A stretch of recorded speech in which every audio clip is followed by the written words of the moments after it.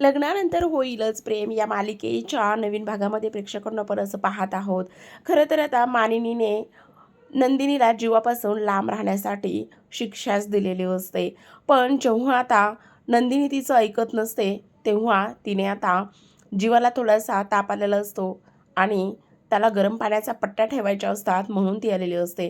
तेवढ्यातच तिला भास होतो. जीवा म्हणत असतो, माझी काळजी घ्यायला तुला आईनी नको म्हणून सांगितलंय, पण तू तुझ्या वतीने काही एफर्ट्स घेणार आहेस की नाही, असं म्हणता क्षणी आता नंदिनी डायरेक्ट जीवाच्या खोलीत जाते. पण मानिनी पुन्हा तिला तिथून बाहेर काढते.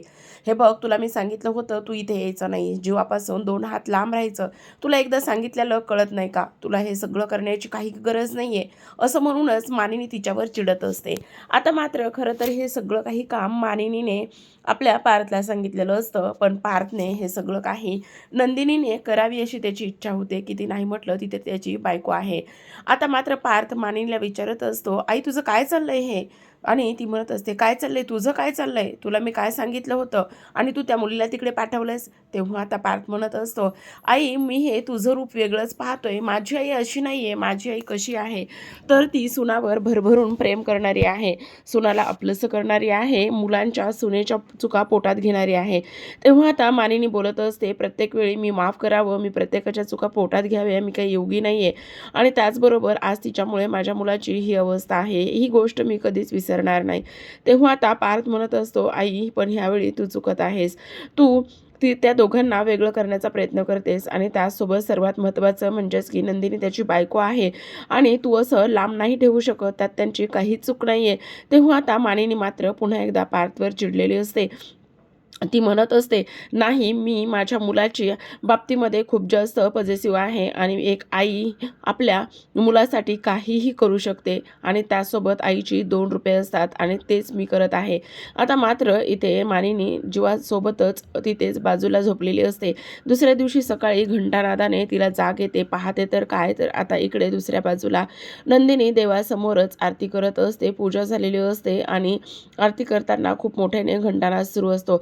हळूहळू घरातील सर्वजण तिच्या पाठी येऊन उभे राहत असतात आणि गणपतीची आरती झाल्याच्या नंतर पूजा सुरू असते आणि त्याचबरोबर धूपदीपांचा सुगंध दरवळलेला असतो. आरती झाल्यावर शंखानाद सुद्धा इथे आता नंदिनी करत असते आणि जीवा लवकरात लवकर बरा व्हावा म्हणून देवाकडे गणरायाकडे प्रार्थना सुद्धा करत असते.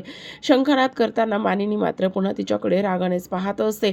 खरं तर आता ह्या सर्व गोष्टीमध्ये तिची काही चूक नसते, पण आता मानिनीने ह्या गोष्टी खूपच जास्त मनाला लावून घेतलेल्या असतात. तिच्या बाबतीत गैरसमज निर्माण करून घेतलेला असतो. आता नंदिनी सर्वांना आरती देत असते. मानिनी घेते, त्याचबरोबर पार्थही आरती घेत असतो व सुद्धा आरती घेत असतात. तर आता प्रेक्षकांनो इकडे मात्र उद्याचा एपिसोड खूपच जास्त रंजक असणार आहे, कारण आता इथे मानिनी नंदिनीला बोलत असते, तू जर एवढी खंबीर असतीस ना तर माझा जीवा असा अंथरुणावर पडून राहिलाच नसता नंदिनी. त्यावर आता नंदिनी मानिनीला म्हणत असते, आई मी तुम्हाला शब्द देते आणि त्यासोबतच जीवा लवकरच बरे होण्याचा सुद्धा मी तुम्हाला शब्द देते आणि हाही शब्द देते की जेव्हा जीवा लवकरच बरे होते आणि डोळे उघडल्यावर तुम्हीच त्याचा पहिला चेहरा पाहाल किंवा ते तुमचा पहिला चेहरा पाहतील, हा माझा तुम्हाला शब्द आहे, असं मात्र नंदिनीने मानिनीला शब्द दिलेला असतो.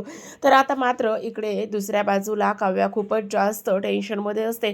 ती पार्थला बोलत असते, काय झालं पार्थ, जीवा बरा आहे ना, तो शुद्धीवर आला ना, काही झालं तर नाही आहे ना त्याला? तेव्हा पार्थ म्हणत असतो, नाही आणखीसुद्धा जीवा शुद्धीवर आलेला नाही आहे. आणि त्याचबरोबर काव्या म्हणत असते, काय आणखी जीवा शुद्धीवर आलेला नाही आहे आणि आता काय करायचं, खूपच टेन्शनवालं काम झालेलं आहे. पार्थसुद्धा खूपच टेन्शनमध्ये असतो. आणि तेव्हा आता नंदिनी काव्या बोलत असते, पण एवढा वेळ झाला पार्थ आणखी जीवा शुद्धीवर कसा आला नाही, त्याला काही होणार तर नाही ना? तर प्रेक्षकांनो तेवढ्यातच आता नंदिनी दरवाजावर येऊन उभी असते आणि ती बोलत असते, जीवाला शुद्धीवर यावंच लागेल आणि ते लवकरच शुद्धीवर सुद्धा येतील. तर आता प्रेक्षकांनो वटपौर्णिमेचा दिवस असतो आणि नंदिनीने जीवाला प्रॉमिस केलेलं असतं किंवा त्याच्याकडून वचन घेतलेलं असतं, जोपर्यंत तुम्ही डोळे उघडत नाही तोपर्यंत मी वडाची पूजा करणार आणि त्यामुळेच आता इथे जीवाला शुद्धीवर येणं भागच पडणार असतं.